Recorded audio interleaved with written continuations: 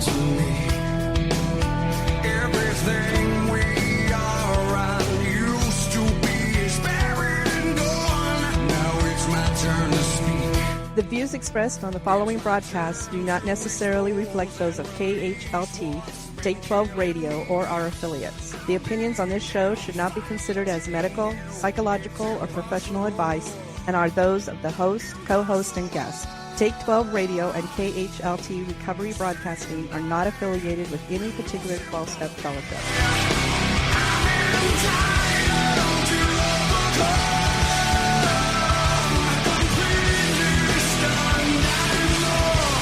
Welcome to Entitled to Overcome, exploring solutions for life today. A presentation of Take 12 Recovery Radio. And now, here are your co-hosts, Dave Fleming and the Monty'man.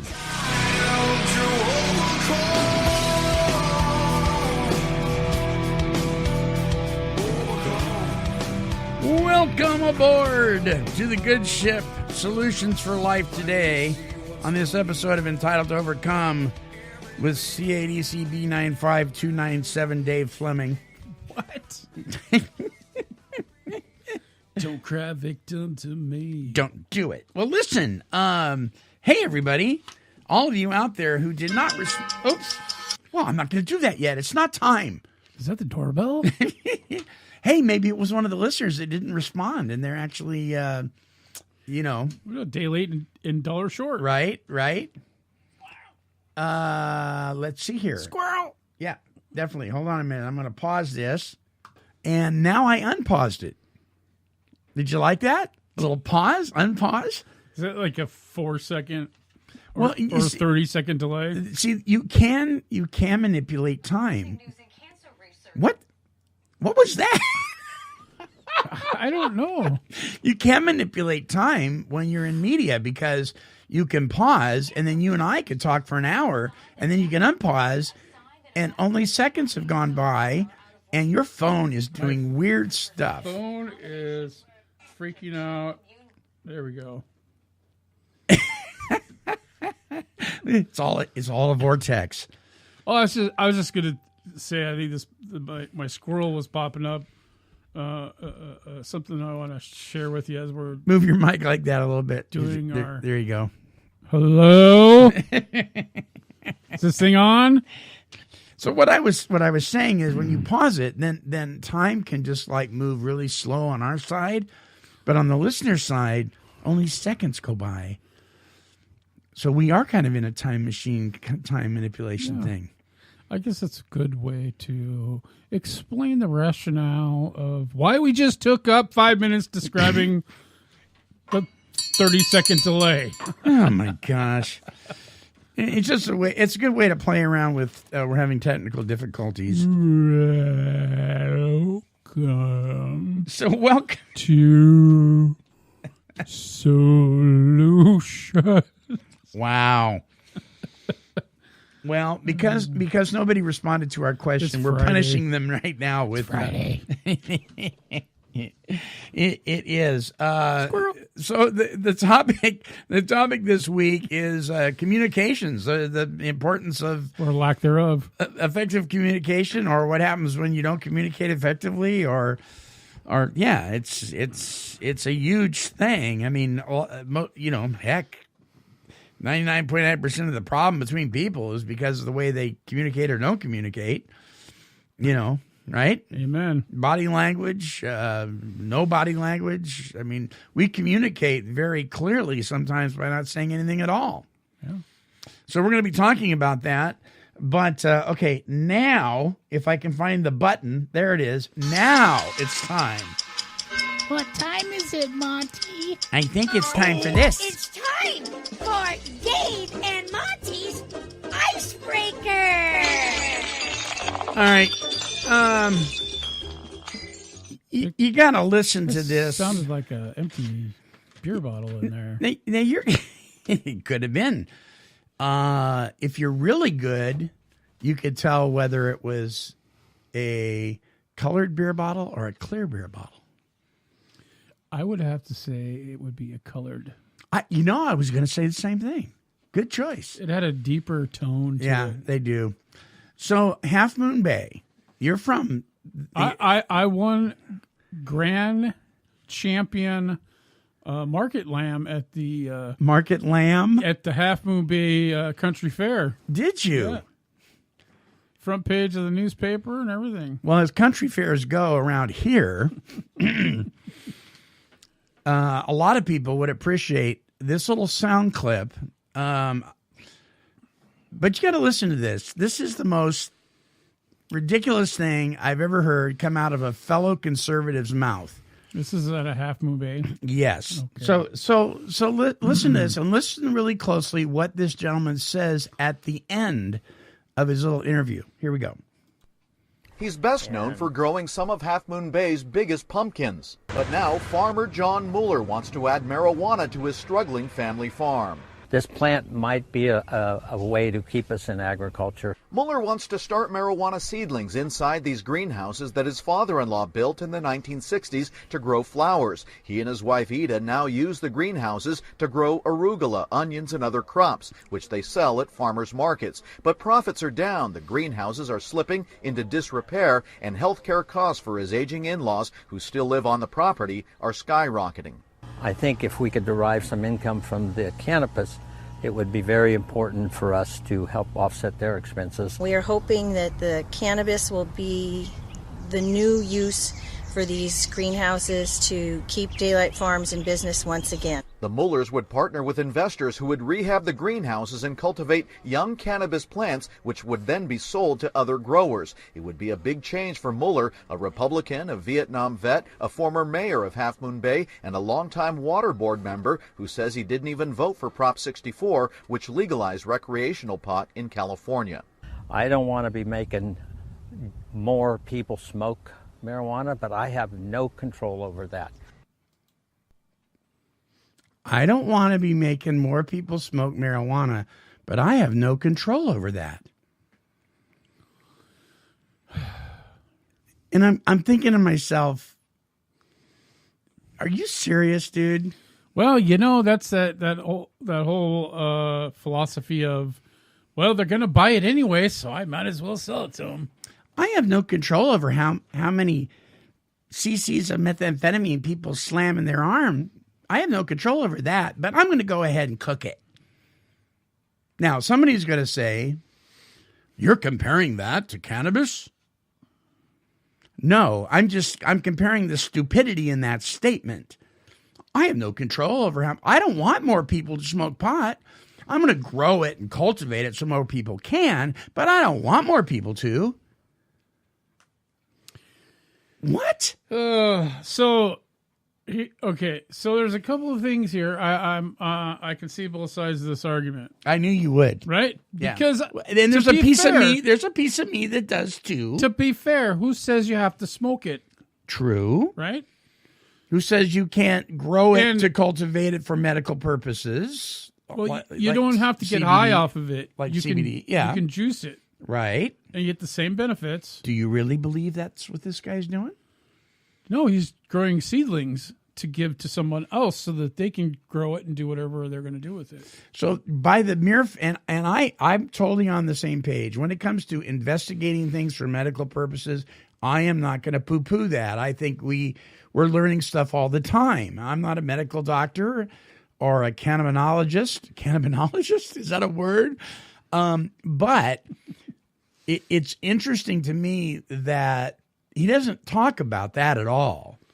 Oh, his deal is he's just trying to generate some multiple streams of income so that he can survive. And so he can help his ailing parents so he can pay his bills and that kind of thing. Yeah. I don't know. I just his statement. I don't want more people doing this, but what can I say? I have no control over that. So but it's might as well make some money at it. The whole thing is.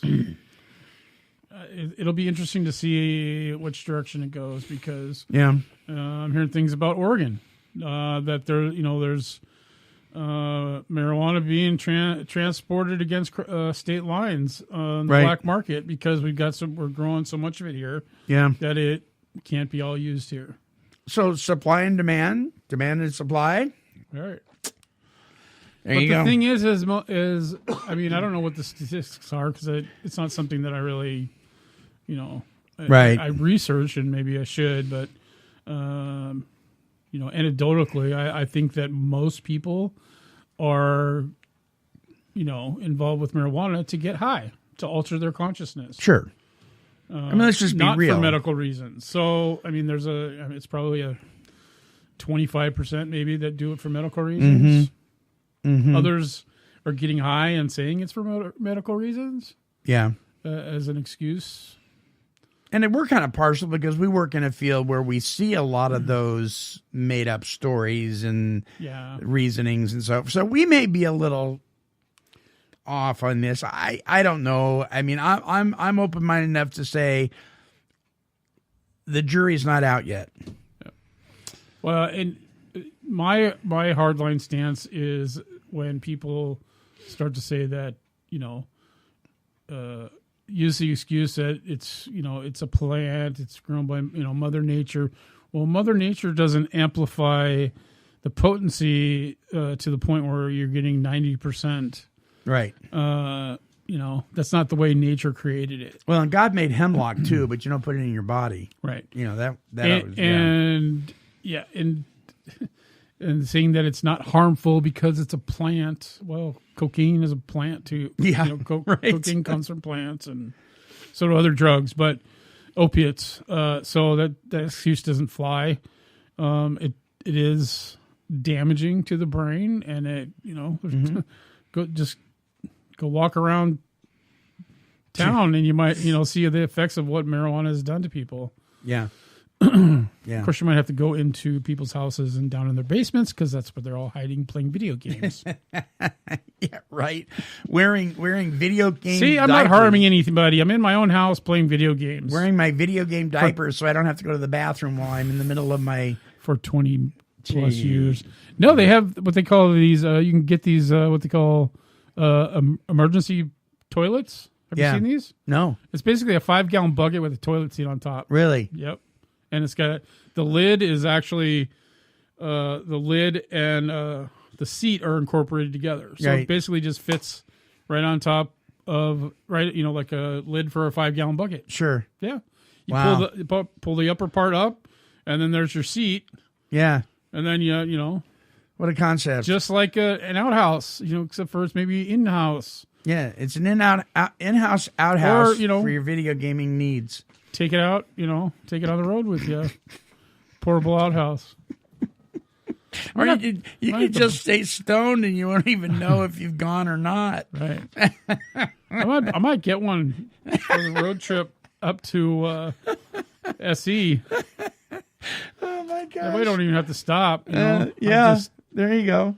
There you go. Get in the back seat and go as we drive. Let my wife drive. So to switch gears just for a minute, I don't know what squirrel trail that ended up. I promised the social media folks that I'd give a review on the new Bang flavored the healthy energy drink. Bang has come out with a new flavor. By the way, Pepsi-Cola has purchased them here recently, so they're going to be coming out with all sorts of flavors. But the newest flavor is Rainbow Unicorn. I just think that they couldn't. They must have been smoking some marijuana. I'm not impressed by this flavor. It actually I just took a drink. Yeah, and it actually tastes like berry. Mm-hmm. With a little bit of lemonade and like a cotton candy flavor. Cotton candy overtone, yeah. Which they have a flavor, cotton candy. If you want the full on, and they have lemonade and they have berry, so they just basically mixed a couple of them. The red, white, and blue one that's a Star Blast or something like that. That's like a berry flavor. Right. So it's like someone must have knocked over a bunch of cans and they all spilled into a cup. And then say, let's try this. Yeah. Or like we were talking about off the air, and maybe somebody's kid said, hey, do it. Let's take Dad. a little bit of each one. Yeah, do what we do when we go to the, whatever it is, that the convenience store and we make a suicide or whatever, and you pour all the different flavors of pop in one thing, and then you pretend with your friends like you like it when really in reality you hate it. But you poured it now. You got to drink it. Wow, sounds like you got some resentments. Resentments towards the pop machine. So you can now fuel your destiny with Bang Rainbow Unicorn. Okay. Got to bring one of those to Denver. Start. Well, let's see. Is it made in Oregon? Maybe it makes you see rainbows and unicorns after you drink enough of these. And then, hey, if that's the case, maybe then we can outlaw it and then legalize it. Okay, we're digressing here. Wow. All right, so so by the way, it's good to be working with you again at the Adult and Teen Challenge Center out in Shed, Oregon. So fun times. Yeah. Now we get to see each other all the time. It's good to have you back on board. Well, thank you very much. In the much, coveted position of education. Whatever. Some centers, some networks call it the Dean of Men. The what? The Dean of Men. Sounds a little authoritative, though, doesn't it? I am your dean. Dean of Men. Dean of Men. We call it education coordinator. We're coordinating some sort of education. The Board of Education.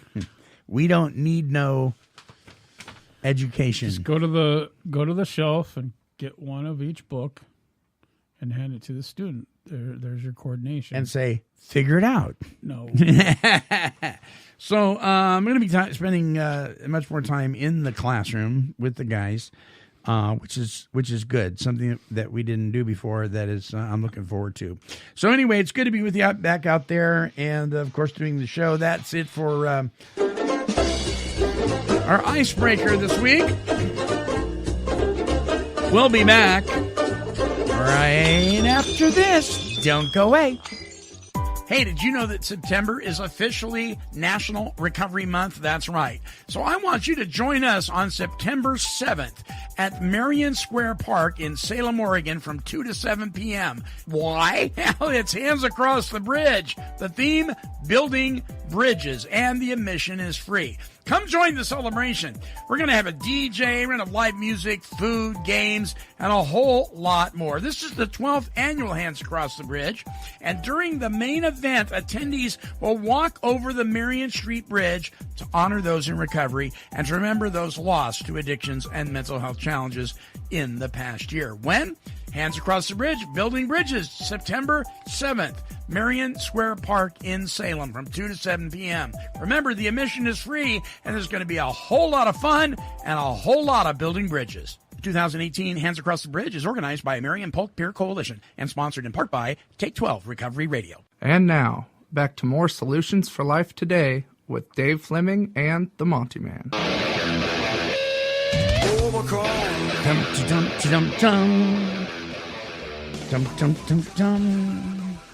You really should go with me. That's a Friday. Go with you. No, where? you'll already be heading up to Washington, won't you? Saturday morning. Well, I'm going up Saturday morning too. Ralph's going with me. 6 or 5 or right, whatever. We're leaving at 8. But Friday is the Hands Across the Bridge in Salem, and so far I don't have anybody to man the booth with me, Dave. Yeah. Let's talk more about that. Yeah, there we go. So, okay, communication, Dave. So before we launch on this, let me ask you, this is kind of a no-brainer question, I guess. Maybe to some people it's not, but do you think our ability to communicate properly has been thwarted by social media? Duh.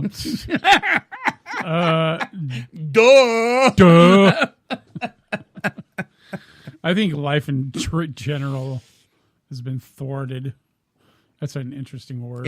Just about every aspect of life has been screwed up by the platforms that we now live our lives around. Well, in the thing that pops in my head, right, is that I've been doing some things lately, and this actually came up about how people want to change their life and they want to move forward, or maybe they're stagnant and stuck in one place, not seeing, not getting to the point where they want to get to for various reasons. Right. And I'm talking about people that are has some progress in changing their lives or recovery or whatever it is they're doing, and they're finding stagnant. And I was watching this thing on how you setting some goals in your life and changing the way you do things just even a little bit at a time. I think we talked about this before last week. Yeah. Maybe there's something we can talk more in depthly next time or something. But basically, it's changing the things you do. It says what usually keeps us stuck is that typically we wake up in the morning and within the first 10 or 15 minutes, we're starting to already stress on bills and what do we got to do for the day, and we go on and we check our email and we're looking at all this stuff and we get sidetracked on various things, right, and then we go check Facebook, right, or whatever social media you're on, and look and see what everybody else is doing, and then maybe we're feeling a little depressed at that point because maybe people are doing better than us, or appear to be anyway, or so then we're starting our day out being totally stressed out to begin with. Excuse me. And we haven't even got off the edge of our bed sometimes because our phones are right next to our bed. Right. So here's a thing you can test out. So if you only connect with positive messages on Facebook, let's pick Facebook. If you connect with positive messages on Facebook, hide or delete anything that's negative, and then only post positive things on your Facebook page, you'll start to see where those things will start showing up more and more. They do. If you go the opposite way, it'll and do that. Post something negative, it'll do that too. Yeah. It'll grow exponentially because there's probably 100 times more negative things than there are, positive. Yeah. 100 to 1 probably. In fact, so hold that thought but I got to say this before I forget it. It's interesting to me because I've got a lot of I'm a conservative Christian man. I'm not so radically right that I'm ridiculous, but I've got a lot of friends that are. And I notice that they're always having problems with Facebook, knocking them off or suspending their membership, or they're not able to post to all their friends. They're having all these issues. And I'm like, it's funny. I've never had one problem with Facebook dealing with me because I don't post political stuff. All I post is recovery stuff. Or maybe a positive meme or something that is encouraging. I try just to post that or something funny. But I don't go in those other directions. Well, I don't have a problem. And if you go against the main stream, right, you also kind of get, deleted or hidden away in the corner. Right. An example is I don't know if, I don't want. Well, yeah, I do want to give him a plug. Joe Pags. I like Joe Pags. I like Joe Pags too. He tells truth, and he actually backs it up with facts. With facts, yes. And he'll tell you where to go to look it up and, to verify everything. Well, Facebook has decided to kind of put him in a little box. And so stuff that he posts kind of disappears into the cyberspace. Yeah. Or they block him altogether. So he had to find an end around and go through Messenger. And basically on his show, he would say, if you go to my page, click this link, and it'll basically send you to, it'll connect you up with Messenger. You tell them that you want to be connected with the show, and so he sends out messages in Messenger, and connects to people that way, and actually, show, because he said his followers would he'd always get more followers, but it would only show. It would just show, like, say, 5,000. Yeah. Where he actually had 100,000. Right. And he said it would never change. Right. Right. So I mean, there's some biased heavily. There is. If you type, for instance, if you type in Donald Trump on Google, your first 2, 3, 4 pages will be all negative. And then you'll start getting some pro-Donald Trump websites. if you do that on Facebook, the same thing will happen, and that kind of thing. So it kind of tells you, and I'm not trying to throw anybody under the bus. It's just fact. It kind of tells you who's calling the shots on Google and social media and that kind of thing. So that's one of the reasons why I've chosen to kind of, because I want my impact to be on the Take 12 Recovery Radio Show to be recovery. I don't care if you're liberal as a day is long or so right wing that you're burning crosses on people's lawns. Recovery and addiction doesn't know any boundaries. So we don't want to get involved in that. And so we've never had a problem. So yeah, we don't get, we don't go the political route. No, it's not what we do. So yeah, we should remain, and we typically do, remain neutral. I mean, I like to hear the information on both sides. I do too, so I can make an informed decision. I'm not going to lean, I'm not going to lean one way or other. I'm going to look at the facts, and I'm looking at all the facts, not just what the television media is telling me, because I know for a fact that they only show parts or clips and don't show the whole message, because I've watched what do they call those news I'm gonna brain fart, those news conferences where they're actually live. We're actually live, and you actually hear the person talk, and you hear exactly what they say, and like 2 seconds after it's off, you get the local TV station totally saying something different, or taking one sentence out of context and going spinning it. And this is what we do when we communicate with each other too. Exactly. Right? Because people start to believe what they see on TV. If it's on air, it's kind of like there's lots of other things that you can tie into that.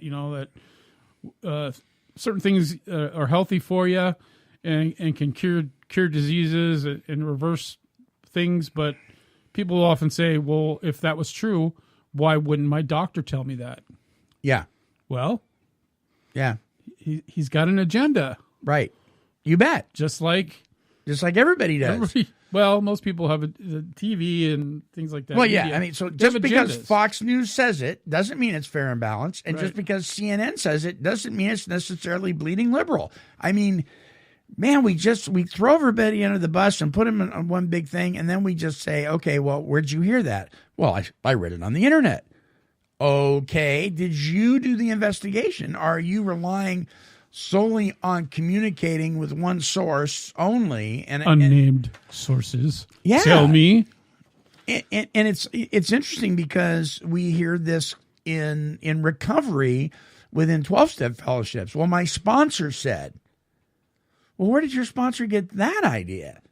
Because that's not in the literature, or that's not. Well, it's not? No, let's look it up and let's find out for ourselves so we can get it in context. And case in point, one of the things that's been miscommunicated in recovery circles for a long time is the whole idea of God as you understand him.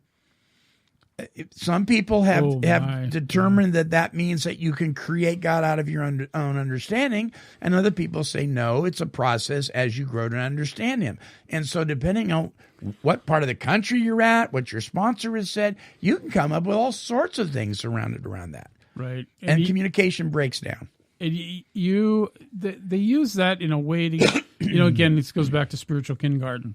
Right. Because we're just trying to figure out where we are in life and what life means, and this higher power, this God thing, and what does that mean? And trying to wrap your brain around that without having any experience to tie it into. Yeah. Because you get people that say higher power, nonsense. Higher power as you understand him, nonsense. It's God. God is the only way. Right. Right. Well, some people that have had bad experiences with they're not going to hear organized Christian religion are not going to listen. They're not going to hear you when you talk like that. They're just not going to. Doesn't matter if and besides that, it doesn't matter if you beat somebody over the head with that, and even if it is true, someone that has had a bad experience is not going to listen to that. That's why we have to. I believe I have to come at this from perspective of love and respect. right? So you got to communicate it differently. Yes, my higher power is Jesus, God. Right. But I don't go and beat up people over the head with it. I filter it through what would Jesus do. So I come and I treat people with love and respect, and I meet them where they're at and find out about them and their experience, and then, you know, share some things that have happened in my life, and they have to make their own decision. I can't force them to. We're not called to make converts. Right. We're just not. We're supposed to share the good news, but we're not. I mean, you know what? Back in the day, you know, what did they do? You don't listen or agree with what I tell you, or they just kill you. Right? Yeah. How many people died because they didn't believe what Caesar was saying, or whoever that was in power at the time? Off with your head. Yeah. Yeah. So TJ, when we asked people for topics, one of the things that TJ said was how to deal with confrontation sober. And this has to do with communication. We are in confrontation, and that has a bad connotation, that word does, but really you can be confronting somebody with something positive. You can be confronting something that is harsh. I mean, but when you're sober, when you're in recovery, the way and I think she's talking about something that's negative, perceived as negative. How do you confront somebody? How to communicate with somebody that you're having difficulty with in a way that's effective? And I think we've been doing it in an ineffective way for so long. Maybe we don't know how. And I don't think we do. I think a huge percentage of the population does not communicate properly. And I have to say that, you know, some people are in the process of learning how to do that, and some people do it better than others. Right. But there's a lot of people that just were never taught. You kind of listen to what people do, what I say, not necessarily as what I do. Yeah. Okay. So we watch people and we mimic that behavior. So we're a product of our environment. We've learned how to do something, right? Mm-hmm. We've learned how to communicate or not communicate. And so being that it's a learned thing, we can learn how to do something different. Right. Right. We can, however you want to term it, unlearn it. I don't necessarily like that one because I like to remember where it came from and what not to do. So I just want to do something different. Yeah. And a lot of it has to do with even how we start that whole conversation. So if we have conflict with somebody, and usually it starts with this person irritates me, and maybe I know why, maybe I don't know why. So how do I go and start the process of changing that? So first of all, I got to find out more about that person or that situation. So even the simplest thing is to start out with is, you know, hey, you know, whoever, Joe, Monty, do you got a couple of minutes? I'd like to share something with you. Right. You know, versus just walking up to somebody and saying, bleh, you know, kind of puking on them and just blurting out whatever you're. I mean, how many times you get people come up to you when you're maybe even talking to one other person and you're having a conversation, and all of a sudden someone else comes up and just starts talking. Oh, I hate that. And you're like going, you know, you want to say hello. You're right in the middle of a sentence. And what makes matters worse, and I have to say I've done this, but I didn't know I did it until my wife pointed out. What makes matter worse is like I'm talking to you and I'm in the middle of a sentence and somebody comes up and starts talking to you like I'm not even there. And you were listening to me and you stop and you start talking to them and I'm not even done with my sentence. Now, my wife pointed out that I did that not long ago. I'm like, really? Because I hate it when it's done to me. Right. And I have to admit that I'm guilty of that too occasionally too. Right. But I was reminded of it yesterday. As a matter of fact, was it yesterday? Yesterday, the day before. Anyway, I had a guy come up when I was talking to one of the other staff members, and this guy comes up and he's like, "Hey, I want to share something with you." Yeah. And I just kind of looked at him for a second. I said, I'm kind of busy right now. He didn't say, "Do you have a second?" Or no, he just said, you know, I want to share something with you. And then he stood there, right, while I'm talking, and he's like you know, he's got the old ADHD going on, and so he's bouncing around. I got to share this, man. Right? He's like, hurry. And I said, you know, I got to go in here in the office and talk to this guy for a minute. Yeah. So I'm watching him. He's standing outside the office, and he's pacing up and down the hallway, waiting for me to come out to share. It must be exciting news. So you know, I come back up to the front, and he says, "Can I talk to you? Can I talk to you?" And right. I said, I was processing it in my brain, going, "No, I need to teach this guy a lesson." Right. So I said, "No." I said, you know, maybe in about a half hour or so. Right. And so I went and did what I was kind of in the middle of doing. I finished that up. And then I came out, and he said, "Can I share with you now?" Yeah. I said, I'll walk with you down the hallway. Yeah. To your office. So as we're walking, I said, "Okay." So we get down to the end of the hallway. Yeah, no, after he tells me his story, he's kind of having that. He was excited because he had this aha moment. And I processed it with him, and I said, "Do you understand why I just did what I did?" He says, "Yeah." I said, "I get it." I said, "Well, I said, in order for us to learn how to communicate differently, you know, you gotta ask permission, right? And then when you get the answer, you got to accept that answer, and it might be not right now or sure, and then process and go on." I says, I can probably almost guarantee you do the same thing with your wife, is you just talk. You don't say, "Hey, honey, do you got a second?" And he just kind of rolled his eyes. He said, "Yeah." I says, "This is one of the biggest things that I need to work on is I need to, you know, kind of slow down." Right. So he got it, you know, Yeah. at least that's good for that second. Right. You know, and, we'll see. But it was kind of cool. And he said that something happened and he got confirmation in another place. And yeah. I said, well, just be careful that you're not trying to steer the ship in the direction that you want it to go. And it's easy to do this especially when we're new in recovery and we're starting to actually accomplish some positive things in our lives. We're like a kid with a new toy. And we want to share it with everybody. And we're like a little bunny rabbit. And, you know, and people like you and I have been doing this for years. We're like, "Yep, seen this before. Slow down, dude."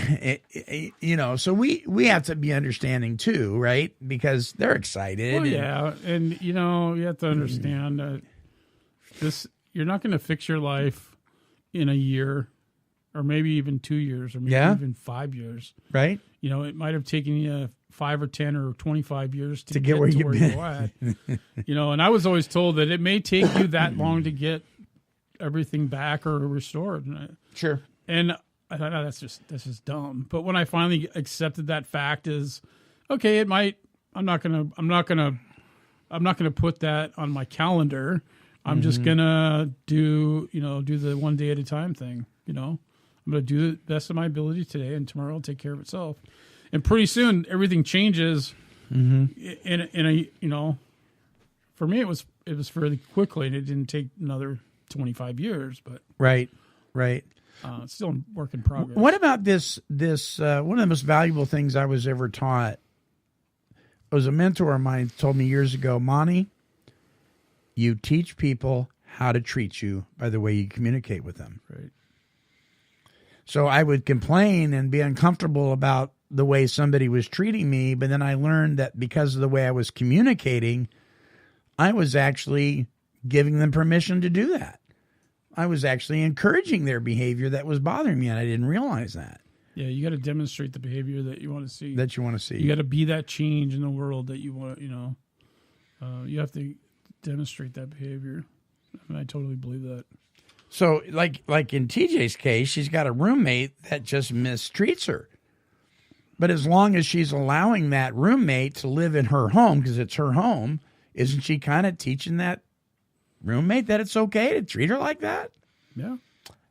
I'm like, well, when we co-sign somebody's stuff, we kind of get what we get. Yep. And the other part of that too is if it's sometimes it may take a while to learn how to communicate differently. Right. You know, and I think, I know working the 12 steps helps in that process a great deal. Because not only are you communicating with other people, Yeah. but you also have a sponsor who you're communicating with, and hopefully they're helping you change your behaviors as well. Yeah. Right?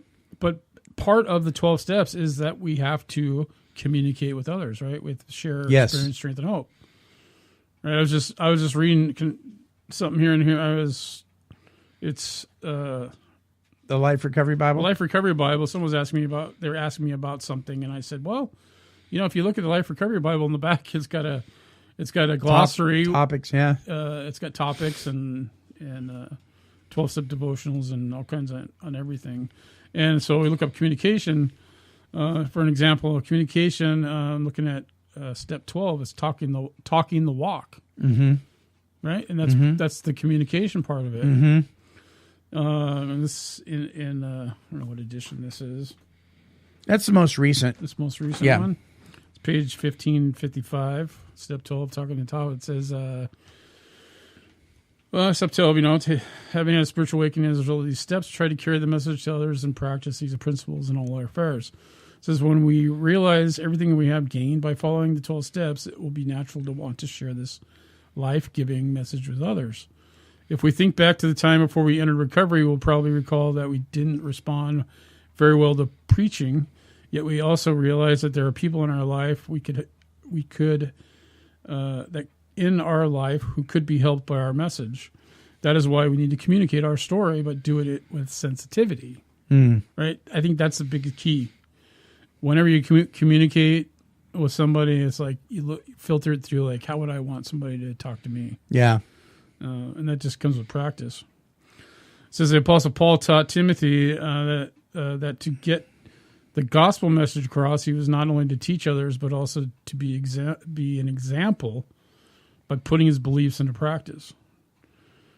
Paul said, give your complete attention to these matters, throw yourself into your tasks so that everyone will see your progress. Keep a close watch on how you live and your teaching. Stay true to what is right for the sake of your own salvation and salvation of those who hear you. Right? We practice the principles of the 12 steps with others by watching and noticing the changes. This will open the doors for us to share our story. Every addict is a precious lost soul whom God loves and wants to rescue. If someone among you wanders away from the truth, whoever brings a sinner back will save that person from death and bring about the forgiveness of many sins. So that's all about communication. It's the verbal, the nonverbal. And again, I always go back to, how are you living this out? What's your walk look like? How are you practicing these things? Yeah. It ain't just about reading information out of a book and answering questions. Like an exam. Yep. It's like, okay, let's take this and let's put it into practice. Even for a week at a time to start. And that's unfortunately, I'm not sure who they are, but they say within the 12-step world that over 80% of the people that attend 12-step support meetings, over 80% do not have what they would call active sponsors. They may have phone numbers, but they're not engaged with their sponsor. They're not communicating with their sponsor. And unfortunately, it's just very unfortunate because, I was reading a post here a couple months ago on Facebook that somebody said, if I know how to read, do I really need a sponsor? Just give me the big book, and my statement was, well, you may know how to read an aviation manual, but you don't know how to fly the plane. You're going to need, a pilot to teach you how to apply what you're reading. Well, yeah, and here's even simpler than that.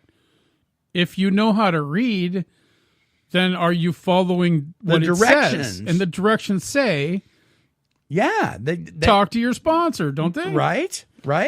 Yeah, I mean, and it may, like, the big book doesn't actually use the word sponsor, but it talks about, there's a whole chapter called Working with Others on how you as a sponsor or a mentor or spiritual advisor are to work with the newcomer. So that would suggest that the newcomer get a sponsor. And so, yeah, if you know how to read, then why aren't you following the directions? But so that's what happens a lot of times is we'll get something in print and we think, I'm good. We'll do the spiritual bypass. It's me and God and my big book, or it's me and God and my Bible. And we're good. And we break off communication with the people that can be very helpful in our lives, in our walk. And because maybe we're afraid to communicate because we've gotten our head bit off before.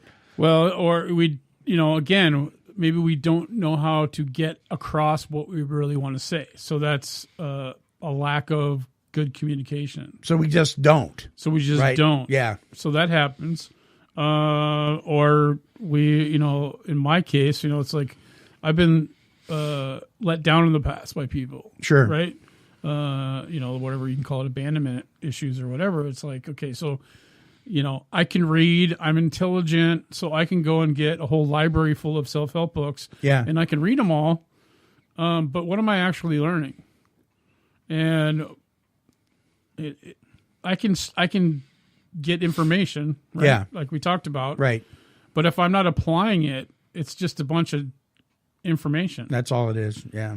Right. And so, and even if I have a lot of information, if I'm just, throwing around in my own head, or I have to have some kind of life experience also to compare it to and see the value in it. Mm-hmm. And I know for me, doing the opposite, the only thing you had to change is everything, which is right. I sort of do the opposite. Is I had to look at that, and the last time I was in treatment, my counselor, she said, because I had I probably brought 8 books with me, that fall into that self-help category, and my counselor says, she goes, I don't want you to even touch those at all. Mm-hmm. And normally I would just ignore the person and do right. what I wanted anyway. Right. But that was part of my process that I had to follow direction. Yeah. Right. That was my commitment to change for a year, is to follow direction, do what I'm told, and just to see what happened mm-hmm. in a year's time. And so instead of sending the books home, I basically put them on my bookshelf at my desk. So I had to look at them every single day when I was in there doing my work. So it was a way of training myself to learn some self-control and some discipline, to just let them sit there and follow direction. And I was glad that I did that, because then I got to focus in on learning what I needed to learn, and then start to practice applying it to my life while I was in treatment. So let me switch it up here and ask you what your take is on people that are passive aggressive. That let's take maybe there's 2 people that are in a relationship, and one person is like, let's say she's not going to talk. She's fed up. She's had it, so she shuts down, and her significant other is trying to get her to communicate, and they're following her all around the house and in the kitchen. And, come on, talk to me, please talk to me. And they're like, no, I'm done. Were you hiding in my house about 18 years ago? What do you do when the person shuts down and won't talk to you? And they're pulling, they got that wall up. I mean,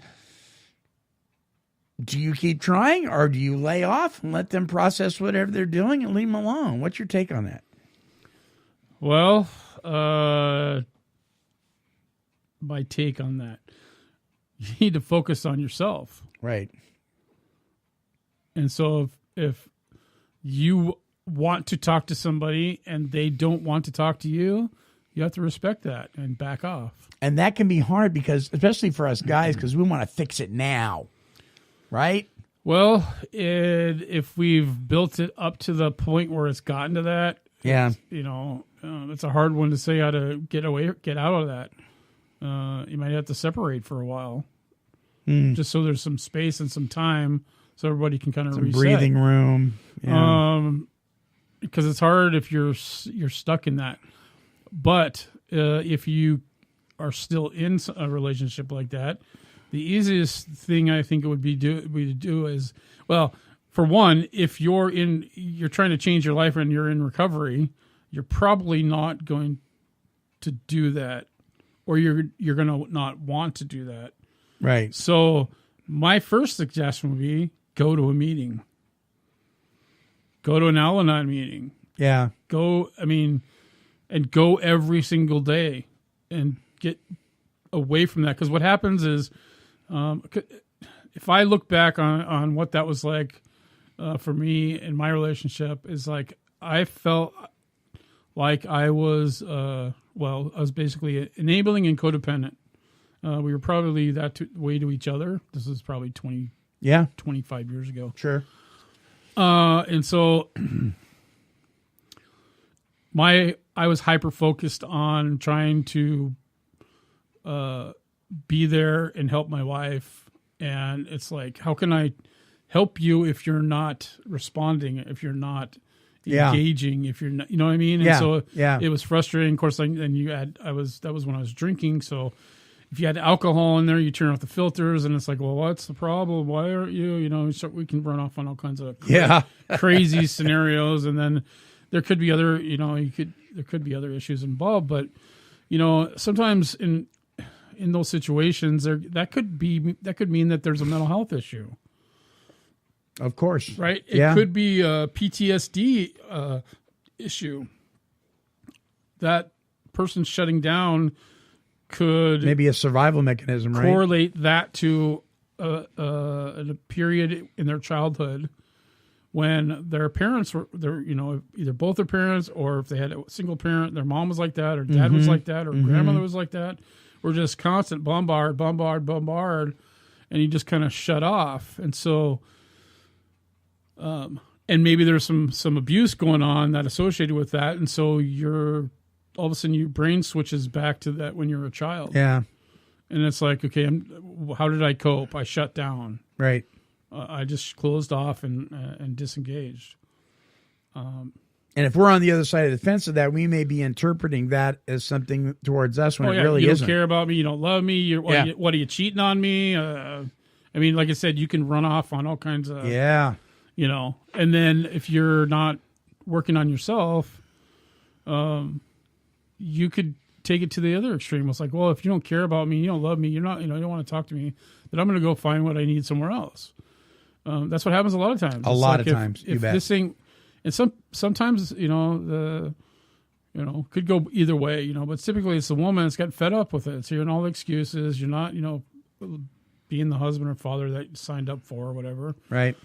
So they close off, and then it's like, okay, well, then you're closed off, so I'm going to go, I'm going to go somewhere else and get my emotional needs met because they're not getting met here. And the reality is if we just stop for a second and go, why is this happening?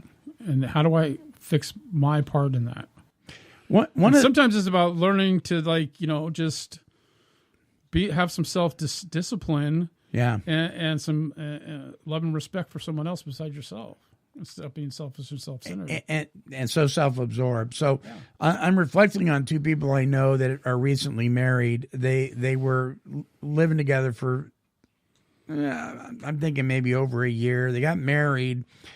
And one of the things that he does, and boy, does he communicate loud and clear to her by this action. Women are very, I have found anyway, it's very important to them that they're trusted, and they'll be sitting on the couch and she'll get up simply to go use the restroom. And he'll go, where are you going? I'm going to the restroom.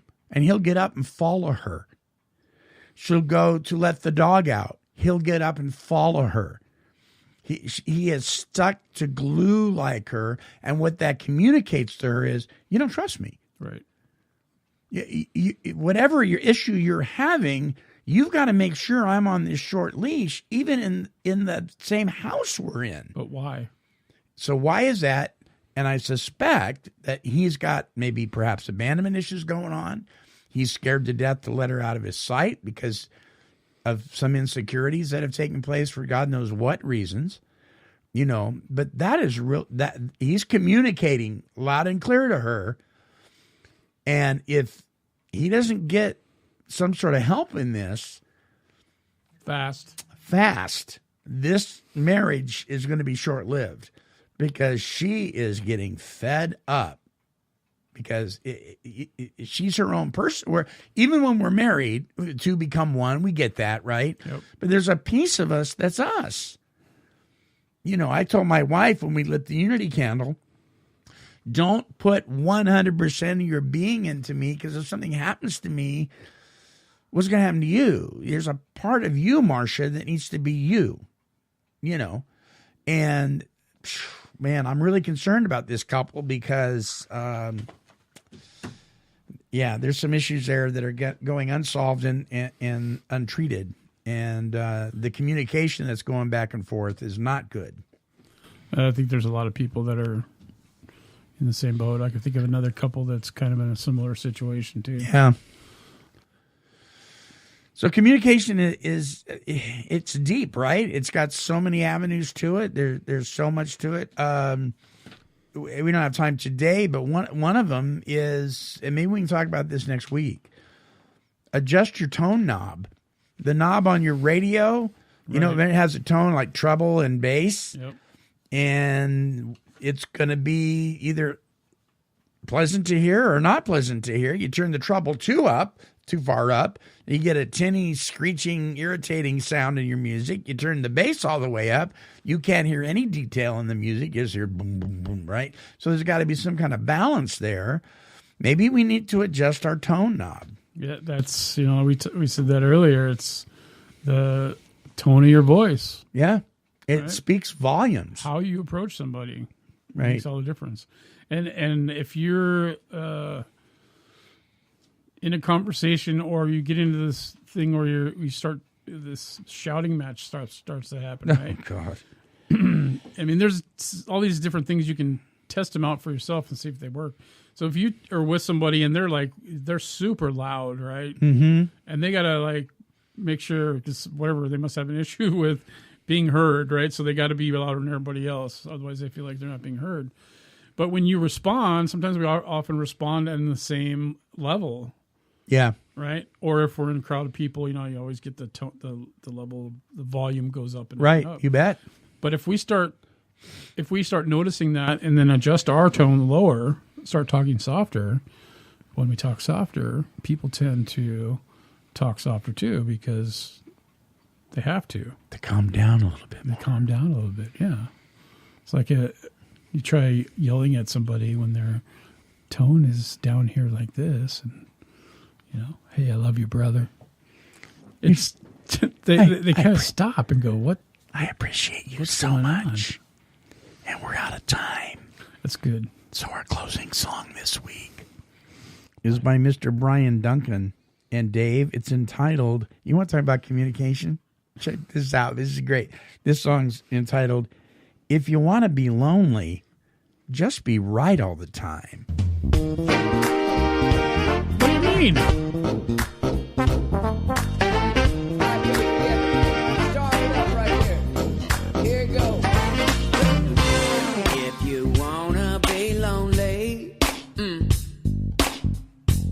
Just be right all the time. Take your own advice only. And then just stand in this line. Let me tell you something. It don't start no argument. You know I know I'm right. And things I think you should have learned by now. That's advice. It don't make that face at me. Cause you don't want that fight. Cause once you know, it's easy to know how. Just when you get a clue and think that you're no fool, life has this funny way taking you to school. If you won't be lonely, if you wanna be lonely, oh yeah, just be right all the time. Sing it with me one time, good. Take your own advice only, and then just stand in this line. Come on, yeah. I try to compromise. compensate, but I've learned a thing or two. And it's harder now just putting up with you. Oh, yeah.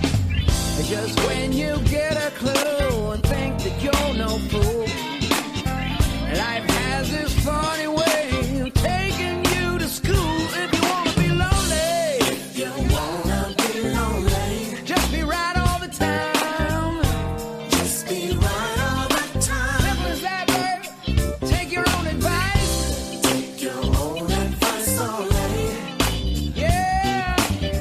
And then you stand in this line. All the time. If you want to be lonely,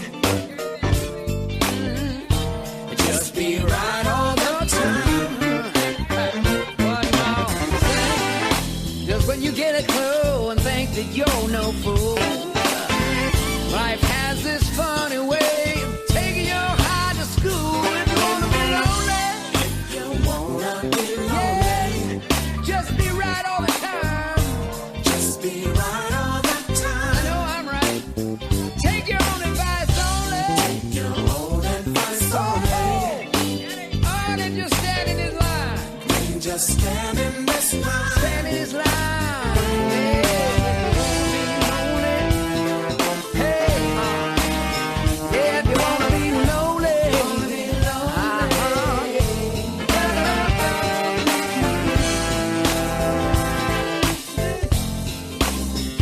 If you wanna be lonely, if you wanna be lonely. If you wanna be lonely.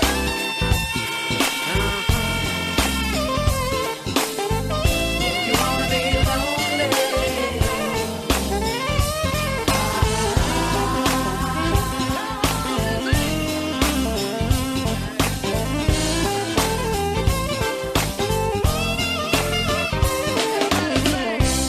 If you wanna be lonely, just be right all the time. Just be right all the time.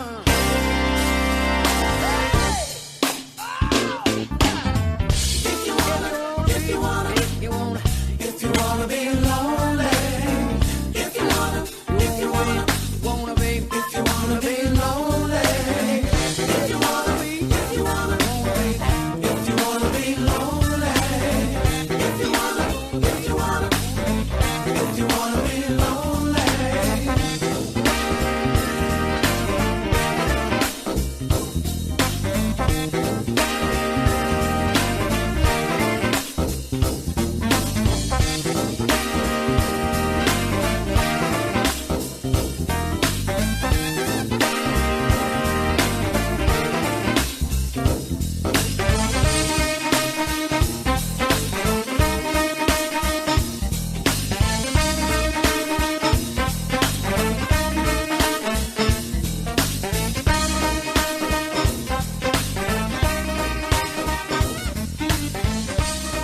And that's Mr. Brian Duncan with some sage advice. If you want to be lonely, just be right all the time. That is not the way to communicate. So I hope that this show this week has enlightened you a little bit, maybe helped you to understand how important it is to keep the lines of communication open. You can visit Brian's website at brianduncan.com. That's BRYANDUNCAN.com, brianduncan.com. Until our next broadcast, this is the Monty'man, along with my co-host, Mr. Dave Fleming, and we are wishing God's perfect serenity for you and reminding you that because of God's grace, you are entitled to overcome.